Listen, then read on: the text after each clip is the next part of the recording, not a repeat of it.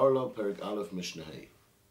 The Mishnah now moves on to discuss two alternative methods of planting a tree, each of which takes advantage of an existing tree. One is havracha and one is harkava. Two distinct methods, two distinct words, two distinct roots, if you'll pardon the pun. Havracha comes from the word lahavrich, as in vayavrech es hagmalim, to make kneel, root being berech, ani. Havracha is where you take a branch from an existing tree, you bend it down, back into the ground, and it subsequently comes growing out of the ground again, having taken root in the ground. The issue here is that the new tree is getting its sustenance from the ground, but it's also getting its sustenance from an original tree, which, if it also has already passed its period of Arla, may pass that din onto the new tree. So you have two gorimim here. You have the ground, so it's like a new tree, and on the other hand, you have the old tree. Harkava is the second part of the Mishnah, which is where you take a branch from another tree, you cut it, and you graft it, you markiv it onto another tree that is still growing, you bind it together, and eventually the two grow together to extend the branch of that tree. The first half of the Mishnah deals with havracha. And the Mishnah says as follows: Ilon shenekar uvoy brecha, a tree that was uprooted and already had in it a brecha. In other words, you had tree A. From tree A, one had extended a branch into the ground, and one had been mavrich to create a new tree. The original tree, we call it the zkena, tree A, is now uprooted. V'hu chaya mimena, and paradoxically, it is now getting its nutrition from the brecha, from the new tree. Says the Mishnah, Chazra hazkena liyos kebrecha. The zkena now acquires the din of the yalda, of the new one. In other words, it gets a din of Arla. So although you had tree A that no longer had a din of Arla, and from it you had growing a brecha that, so long as it was connected to tree A, also did not have a din of Arla. However, when tree A gets severed from the ground, automatically the yalda now acquires a din of Arla, because it's no longer getting its nutrition from a tree that does not have a din of Arla. Not only that, tree A is now getting its sustenance from a tree that has a din of Arla. So tree A now gets a din of Arla. Hivricha shana achar shana. Now going back to the original situation, you have a tree growing from the ground, and you mavrich it once. And you do the same thing, shana achar shana, year after year. Two pshatim here. One is, either from your tree B, you then do another havracha to a tree C, and from tree C to tree D, another havracha, and so on. Or, you have your tree A, and you mavrich it once, direction Mizrach, you mavrich it the second time from another branch, direction Ma'arav, and so on. All of those trees, those new trees, do not have a din of Arla, as they get their nutrition from the Izkena. But, Hivricha shana chashana, v'nifsika, and then the brecha, which is connected to the original tree, that connection is severed. Now you count your 3 years from the moment at which it was separated. So in the pshat, where you now have a series of trees, a chain of trees, tree B coming from A, C coming from B, D coming from C, if the connection between B and A is severed, then B, C, D, E, etc., all of them now acquire a din of Arla. Chronologically, this Mishnah seems to be in the wrong order. You would have expected that the Mishnah should start by first telling you the case of a brecha connected to an original tree not having a din of Arla. Then if it's severed, acquiring a din of Arla.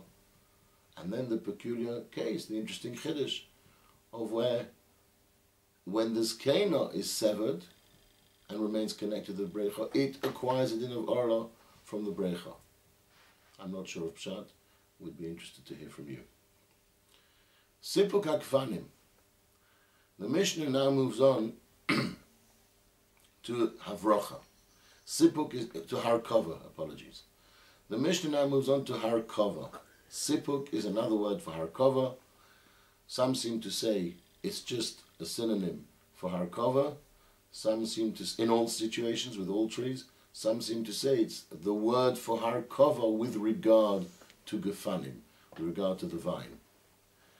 Sipuk hakfanim, if a person is markiv a vine, he adds a branch to a vine, and the word sipuk, say the Mefarshim, is where you take something and you extend it in some way, which is what you're doing with harkava, you're extending the branch.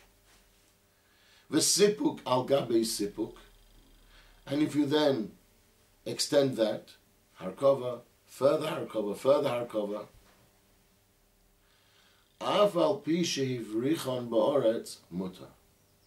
Even if you also do havracha with those branches that were extended, they are all mutar.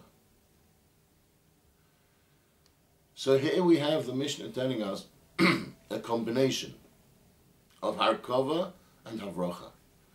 And the Mishnah moves on straight away to telling us the chiddush of that case, that even there is no din of Arla, and by implication we understand that in harkava on its own there would also be no din of Arla.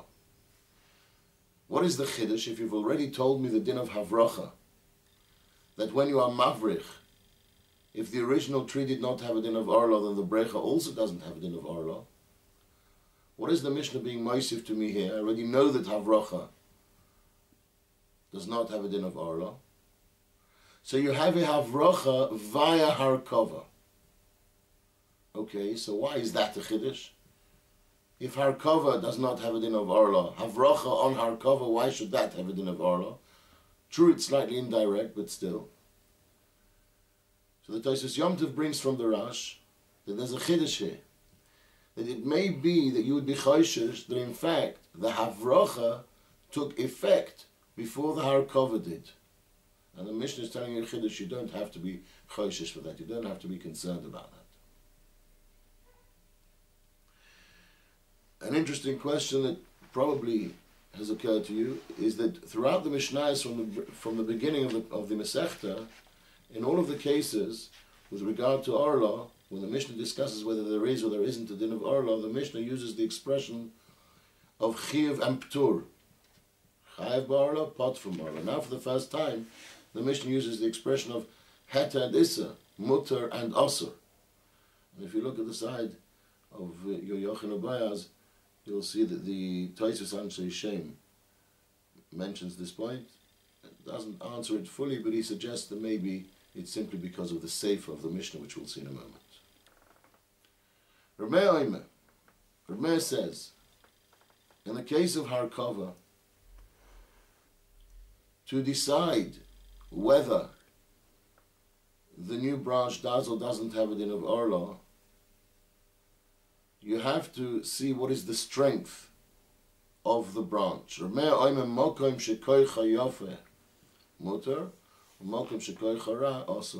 It depends. Says the Baratunorim, if the branch which was huvrach to the gefen koy chayofe, it is healthy, and it has the strength for yoinkom in a gefen, and is able to be yoinik, to take nutrition from the gefen, then it's mutter. And if not, then it's asa. There is actually another pshat here. Some say the koyach yofa and koyach hara refers to the branch, as the Bartanah that we've just read, and some say it's the geffen. Does the geffen have the koyach to pass on that nutrition? How can you actually tell? So again, the Mefarshim bring in from the Yerushalmi an interesting fact, that you can tell by the direction in which the leaves are facing. If the leaves face away from the original geffen, that means that they are acquiring their nutrition from the geffen. If they're facing the geffen, it means that they're not. And they use the interesting mashal that when a person is nene from somebody else, he's embarrassed. When he benefits from somebody else, he's embarrassed. So he looks the other way, which is the indication here. When the leaves are looking away from the original geffen, then the implication is that they are yoinek from that geffen. Final part of the Mishnah, v'chein breicha shenifseka. And similarly, a breicha, a branch that has been huvrach to the original tree, v'hi meleo peros, and it is already full of fruit, im hoisif b'mosayim, if from that point on it has increased b'mosayim to a share of 200, we'll explain in a moment, asur, it is asur. There are those who are not goris the word v'chein here in the Mishnah, because it doesn't really seem to be a continuation from the last part. Pirush HaMishnayos is goris the word v'chein. V'chein breicha shenifska, and according to that, Pshati says the Tosafos Yontif, it's an extension of the first part of the Mishnah. It's going back to the original part of the Mishnah, which is telling us the din of breicha. V'chein breicha shenifseka. Similarly, if at the point when the breicha was severed from the original tree, it was full of fruit, those fruit immediately, if you pick those fruit, they're obviously mutter, because the breicha, we said, is mutter. If, however, after the breicha is severed, at which point we said the din of Arla kicks in, you allow it to grow, and the extra growth, by the time you do pick it, proves to be more than 1 in 200 of the total development of the fruit, of the total quantity or volume of the fruit, asur, then it becomes asur. Because as we're going to learn in the second perek, the share of bittul for Arla is 1 in 200. So at the point that the growth after the breicha has been nifseka, at the point that goes over 1 in 200 of the total fruit, the whole fruit becomes asur, because it can no longer be bottled in the overall fruit.